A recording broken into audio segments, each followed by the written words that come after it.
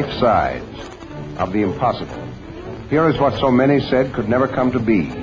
Here, for the moment at least, is the Jewish state, Israel, very much alive and celebrating the miracle of its own existence.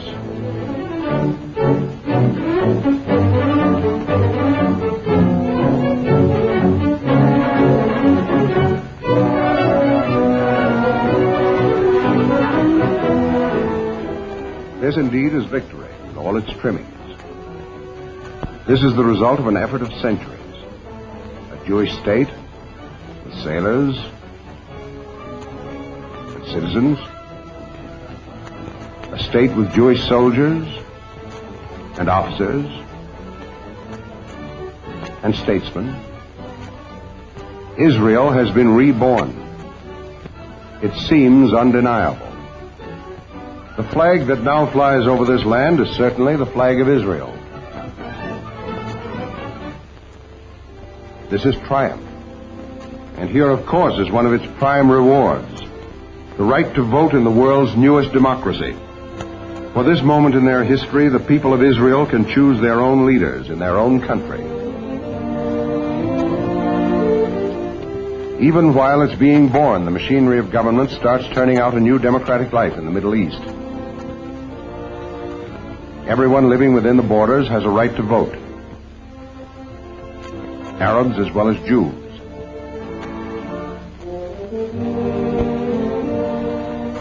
Soldiers as well as civilians.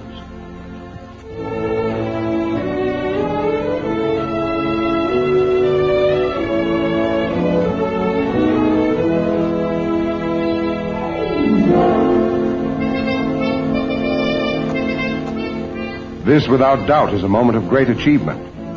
A constituent assembly has been elected.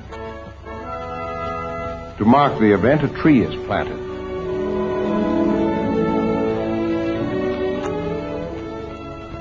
This is a moment of historic significance.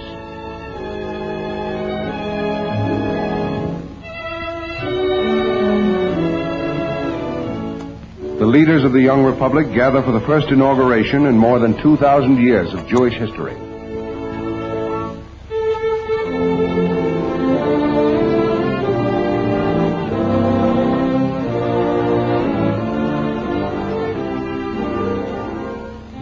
Dr. Chaim Weizmann takes the oath of office. This is a moment of incredible promise. But, just a minute. Listen carefully, and remember, this is only a promise. All this is the result of only one victory. This comes from winning but a single battle. The continuing war, the real war, the struggle for Jewish survival, that war can still be lost. In spite of the assembly, regardless of the soldiers, the war can still be lost. That war goes on in many parts of the world. It can end in only one way. The last Jew who is burdened by the need or impelled by the desire must come home. That victory is yet to be achieved. Anything less than such a victory is defeat. In Israel, they knew all this even before the fighting started. They knew it in Hatzor and throughout the land. They knew that the future of every Jew was involved in their fight. And they knew that they had to win. They prepared in Hatzor. And they waited. And they watched. They knew they were outnumbered, outmatched in equipment. But they didn't retreat. There was no place to go.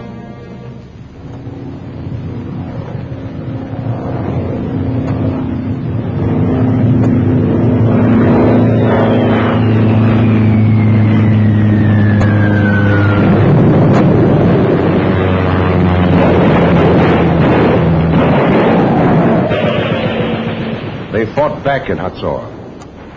Not as soldiers fight to hold a battle line, but the way families fight for their homes. Their doorstep was the battle line. They were fighting for their farms and fields.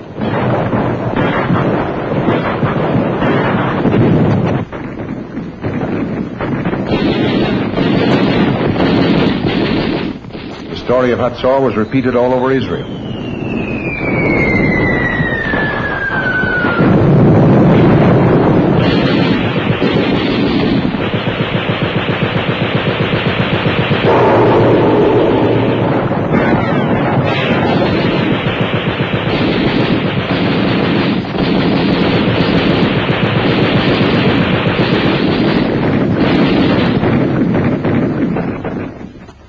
The attacks were renewed day after day, week after week.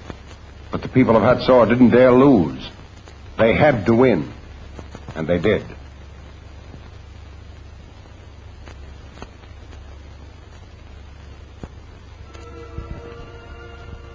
Their struggle was a bitter one. They suffered many casualties. And yet they knew all along that Hatzor was only a pinpoint on the map of battle. Just as the front in Israel was only part of the greater war, the worldwide struggle.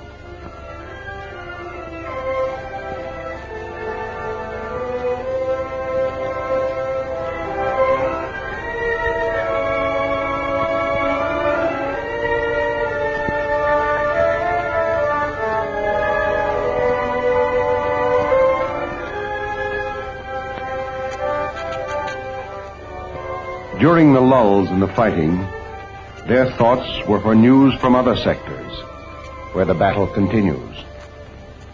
They waited for word from the Jews in Europe, where the war is far from won, in the DP camps of Germany, and in other misery-ridden areas of the continent. Jews are still struggling to stay alive. The long-suffering victims of Hitlerism, 4 years after Hitler's death.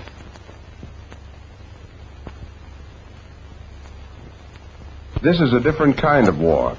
The enemies are intangible, like time and space. But the goals are concrete: to bring out of Europe the many who can leave, to help rehabilitate those who must stay.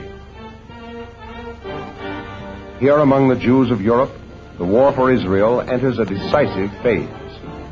This battle may decide whether the state will succeed or fail, because many of these people are actually part of the population of Israel, not yet moved into their new homes. They must be moved quickly before they lose their chance to leave. The war against misery in Europe makes fewer headlines than a military campaign. It's fought in limited engagements. A flank is attacked here, a pocket eliminated there, cutting off the time spent waiting for liberation, wiping out the space between these people and a decent life. The attack goes on by train and boat and plane, in Europe, North Africa, and even in the Far East. In some sectors, victories are being achieved.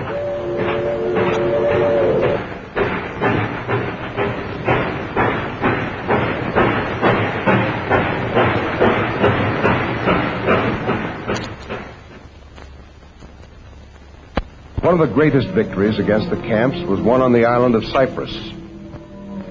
This was no ordinary battle against an ordinary prison. Cyprus was for the elite, those who had escaped the mass murders of the Nazis and had cheated the gas chambers.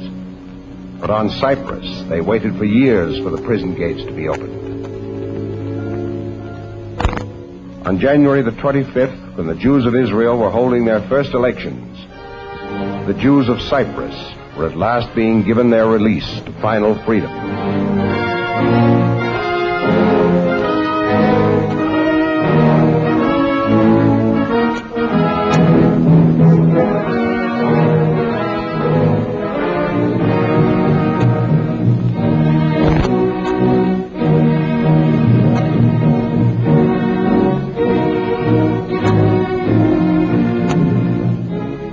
The prison camps of Cyprus were emptied as they had been filled, with careful attention to detail, precision, and order. Every piece of equipment which had been issued was returned, checked off, accounted for. Nothing was lost, except perhaps a year or two out of the life of these prisoners. During the 2 years when 50,000 people were forcibly held on the island, the legality of this camp was never established by any tribunal. Until now, this has been the pattern of the return to freedom. Always it depended on a list, a regulation, an arbitrary decision by an authority beyond Jewish control. Now, on Cyprus and elsewhere, the gates are wide open. Now the families on their way to Israel can be stopped by only one hand, our hand. Because now it's up to us to decide how many shall come in and how many shall wait. On their part, the Jews of Cyprus were sustained by the story of Exodus from the Bible. And the Lord said unto Moses, I have surely seen the affliction of my people, and I have heard their cry by reason of their taskmasters, for I know their sorrow. And I am come down to deliver them unto a land good and large, unto a land flowing with milk and honey. The last of the prisoners remaining in the camp achieved their exodus on February the 11th. This was their moment of victory. But their triumph, like the one at Hatzor, covered only a small sector in a very big war. The rest of the battle, the main battle, still lay ahead. In Israel, they've been working and building for years, making that land a home for all who might return.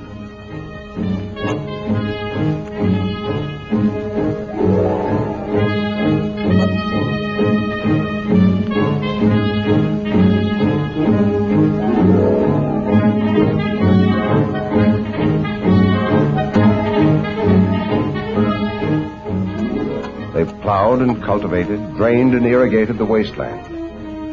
This work goes on at a greater pace than ever before. But today it's not enough.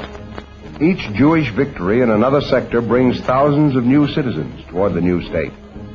They've built factories, developed industries, the material foundation of a homeland. Today it's not enough.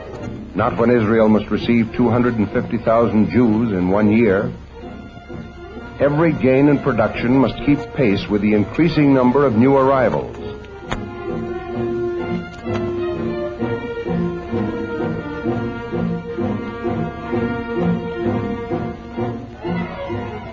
For many things that will be produced tomorrow, a need 3 times as large already exists today.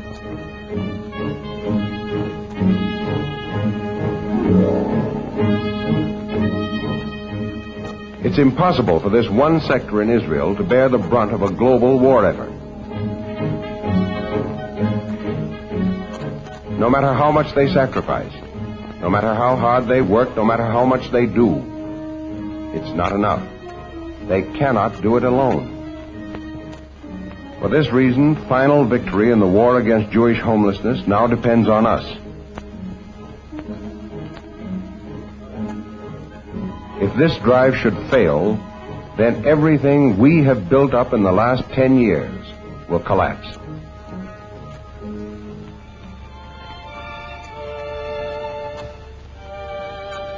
On the home front, it's a war of construction, a quiet war with quiet, unwarlike aims, such as a home for each family of DPs.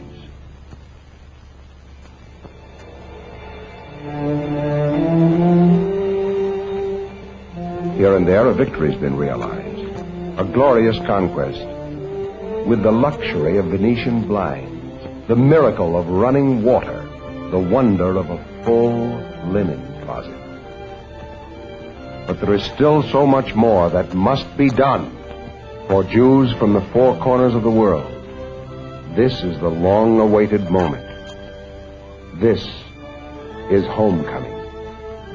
This is the land of milk and honey, the haven of the weary, refuge of young and old, shelter of the lame and the halt.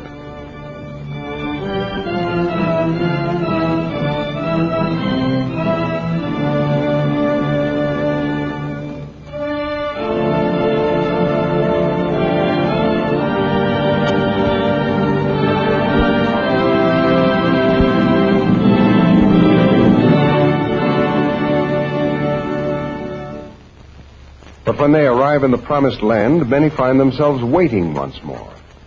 In camps. Waiting for a home.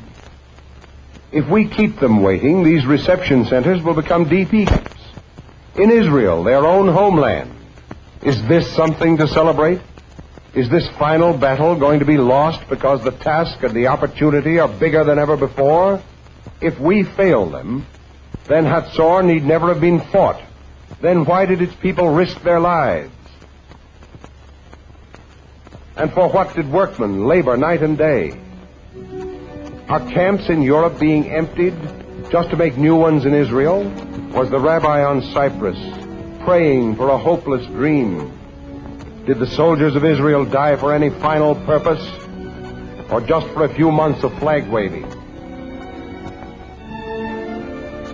Will the military achievement turn out to have achieved nothing more than these ruins?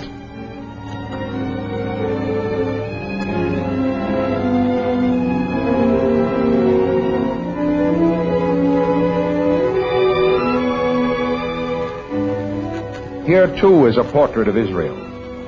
Here is a picture life-size of what may be defeat.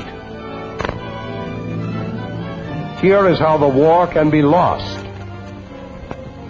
The front, in this final stage of the war, extends from every Jew who needs help to every Jew who can help him. We at our end have the power to achieve or to destroy the promise of the promised land.